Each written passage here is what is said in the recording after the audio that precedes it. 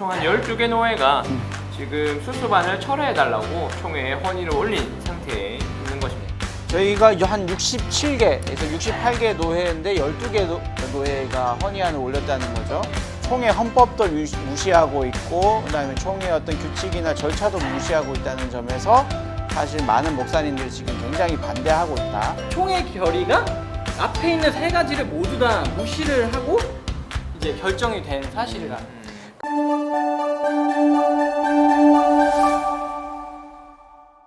안녕하세요. 통합의 계란들입니다. 오늘 저희들 또 이렇게 인사드립니다. 반갑습니다. 통합의 계란들 맥반석 맡고 있는 이훈입니다.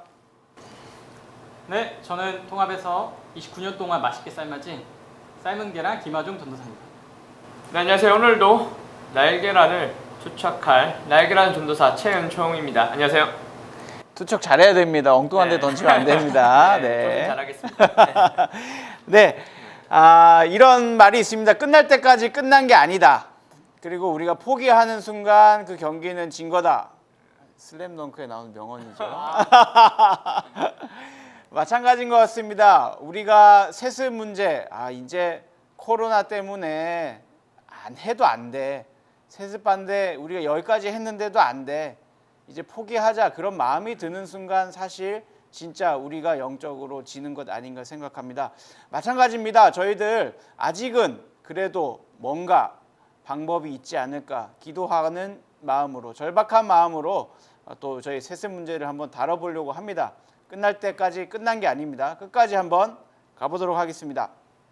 자, 우리 날계란 최현중 전도사님, 네, 오늘 우리 준비한 소식 어떤 게 있습니까? 네, 오늘 준비한 거는요 12개 헌의안에 대해서 준비해봤습니다. 네. 지금 많은 노회들이 수수반 철회해달라고 빗발치게 아우성되는 부분에 있어서 한번 오늘 짚어보도록 하겠습니다. 네, 저희가 한 67개에서 68개 노회인데 12개 노회가 헌의안을 올렸다는 거죠. 예. 주로 어떤 노회가 있죠?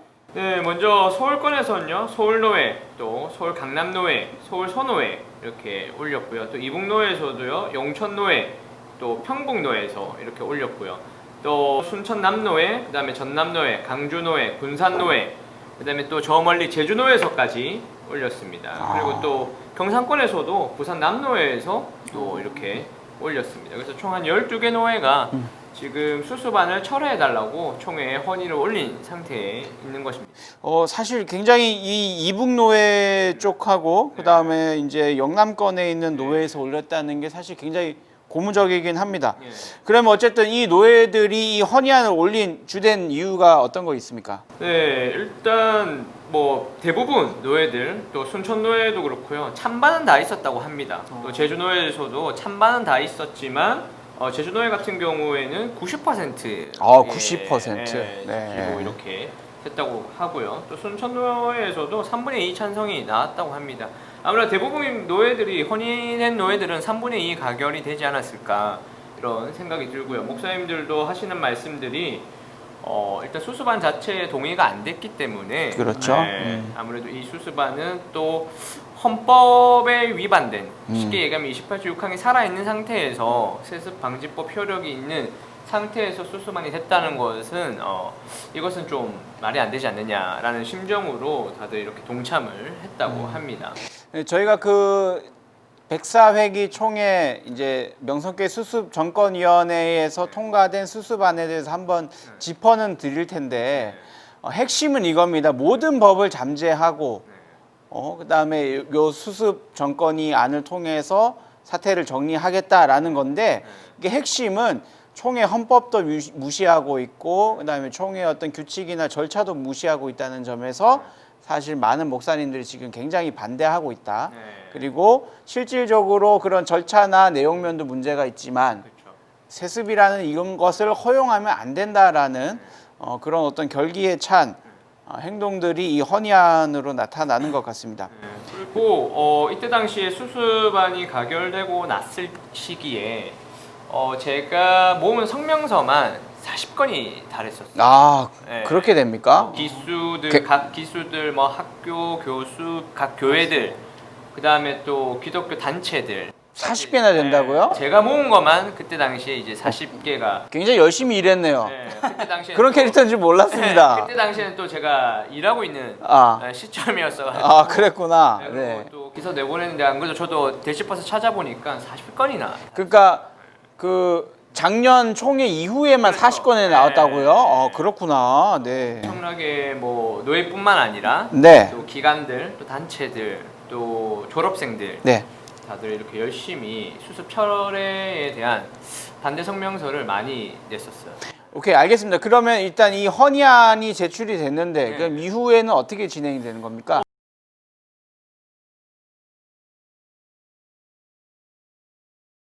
예를 들어 그런 거네요. 예전에 뭐 신사참배하기로 했던 결의 같은 것들을 뒤집는 것처럼 네. 그런 것들이 얼마든지 가능하다. 네. 이론적으로는 가능하다라는 네. 거죠. 예. 그리고 수습위원장이셨던 또 최영남 목사님도 또 당시 또 그런 얘기도 했어요. 헌의안을 낸 노예가 많지 않다면 영향력이 있을지는 의문이지만 또 이 말 자체에 내포되는 게 또 헌의안이 또 많다면 또 상황은 바뀌지 않을까라는 것도 내포하는 말이 아닐까 뭐 그런 생각도 들고요. 그다음 또 재미난 거는요. 이 안건을 수습안 철회 안건을 제일 먼저 첫 안건으로 다뤄달라라고 또 노예들이 헌의를 했어요.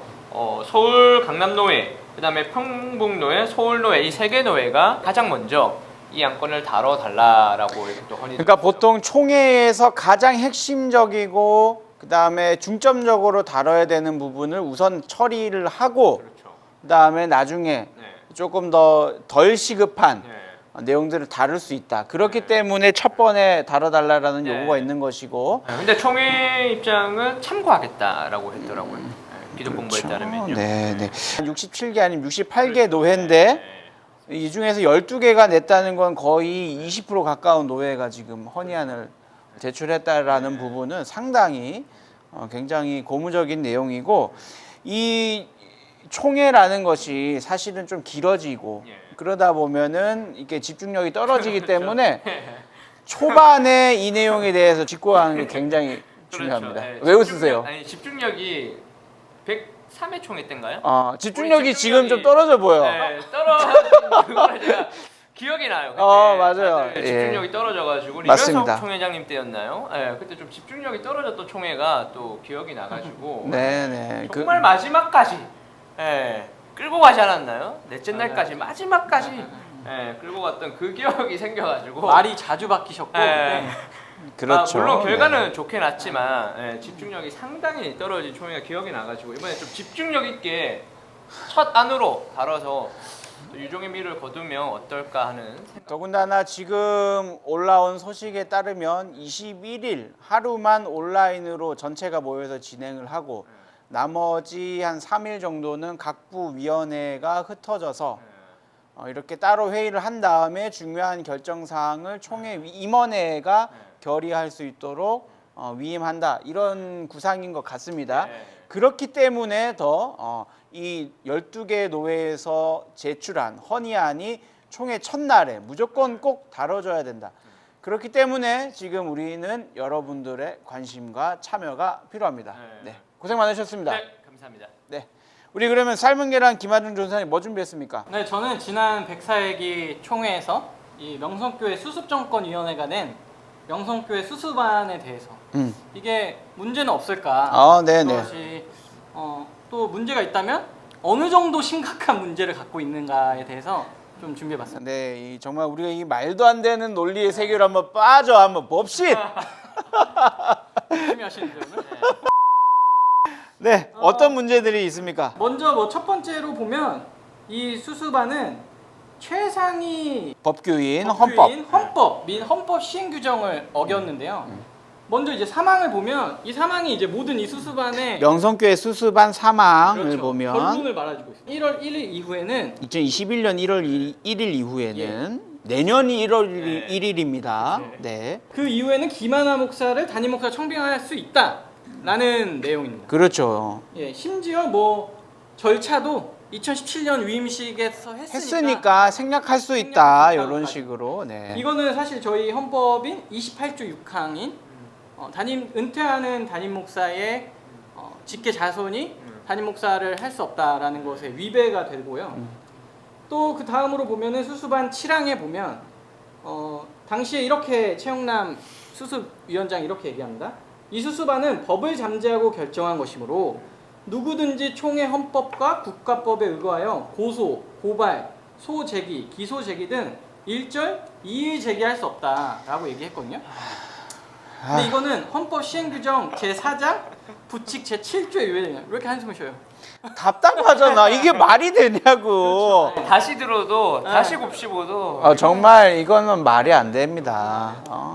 이 시행규정을 보면 이렇게 나와 있어요. 헌법이나 이 규정의 시행, 유보, 효력 정지 등은 헌법과 이 규정에 명시된 절차에 의한 조문의 신설 없이는 그러니까 새로운 법 조문의 신설 없이는 총회의 결의나 법원의 판결 명령으로 할 수 없다라고 나오는 거거든요. 이 답답한 지점이 또 나옵니다. 이게 총회 임원회라든지 아니면 총회 주요 관계자가 헌법을 지키기 위해서 노력을 하지는 못할 망정 헌법도 지금 잠재하고 이런 네. 식으로 가겠다는 거 이거 도대체 무엇을 위한 평안과 목적이냐 묻지 않을 수 없습니다. 그러니까 총회 헌법 심지어 서문에 보면 헌법 조문의 구체적 근거 조문이 없다면 법을 초월하거나 위반하는 결의가 무효가 된다라는 식의 요 2018년 헌법 개정 선포에 즈음한 총회 헌법 서문 다시 한번 읽어드리겠습니다. 헌법 조문에 구체적인 근거 조문이 없으면 법을 초월하거나 위반하는 결의도 무효가 되게 하였다. 네. 무슨 말이에요? 아니 헌법 조문에 없으면 무효가 되게끔 헌법 체계를 다시 정비했다는 거야. 2018년 헌법에서. 그러니까 헌법을 뛰어넘을 수 있는 결의는 없다. 그렇게 하고 2019년에 법을 잠재하고 이게 무슨 손바닥 뒤집듯이 이게 뭐냐 이거죠. 아 답답합니다. 네. 다음 그 다음으로는 예. 또 이 수수만은 상위 법규인 총회 규칙을 위반했습니다. 지난 백사회기 총회에서 최영남 명성교회 수습정권위원회장은 그 당시에 이 수습안을 토론 없이 결정하도록 결의를 제안했고 그대로 수습안이 맞아요. 토론 없이 표결에 붙였거든요. 기억나요? 근데 이는 장로의 회의규칙 제13조를 위반했는데요. 13조를 살펴보면 위원회의 제안 안건에 대해서는 해당 위원회의 위원장을 제안 설명 후에 질의와 토론을 거쳐 표결해야 한다라고 명시되어 있습니다. 제대로 된 질의와 토론도 없이 바로 표결로 넘어갔다. 그게 바로 사회자의 어떤 영향력 하에서나 가능한 거다 이 말씀입니다. 그렇죠. 심지어 그때는 잠깐, 언론도 예. 다 뺐어요. 네. 맞아. 네. 맞아요. 그때는 언론도 다 뺐고 심지어 유튜브 실시간 중계를 2시간 지연해서 했어요. 네. 맞아요. 왜 그랬을까? 난 그게 궁금하다 이거예요. 네, 그다음 쟁점 뭐가 있어요 또? 그 다음에 이제 이 총회 규칙 위반 중에 또 26조를 위반한 것이 있습니다. 아 오늘 숫자 많이 나온다. 여러분 메모하면서 들으셔야 됩니다. 네. 편집자분이 잘 정리해 주시겠죠? 그래 우리는 던지고 편집자 알아서 고생하는 거니까. 26조를 보면 의장은 성안된 의안에 착안하여 규칙 위배 등 중대한 과실이 발견될 때에는 가부를 중지하고 수정 보완된 후 결의해야 한다라고 명시되어 있는데요. 이 궁금한 대목인데 이때 위원장님께서 이 총회 절차가 잘못된 건지 그래도 해도 되는 거라고 판단했는지 상당히 개인적으로 궁금합니다. 그렇죠. 그러니까 사실 이에 따라서 총회장은 장로의 회의 규칙에 따라 회의를 진행해야 한다는 것을 위반했고요.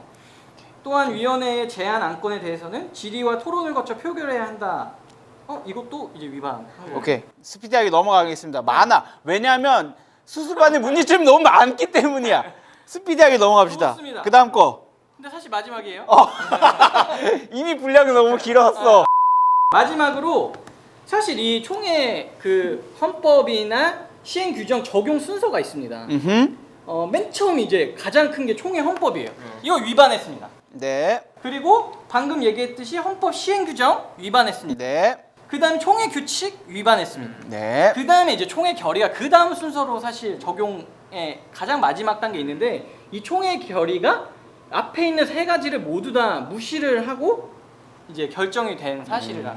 그러니까 이런 거예요. 지금 막 군대에 들어온 내무반 자대 배치 받은 이등병이 병장 제치고 당직사관 제치고 중대장 제치고 그냥 내가 하고 싶은 대로 하겠다 이거야. 이런 꼴이란 말입니다.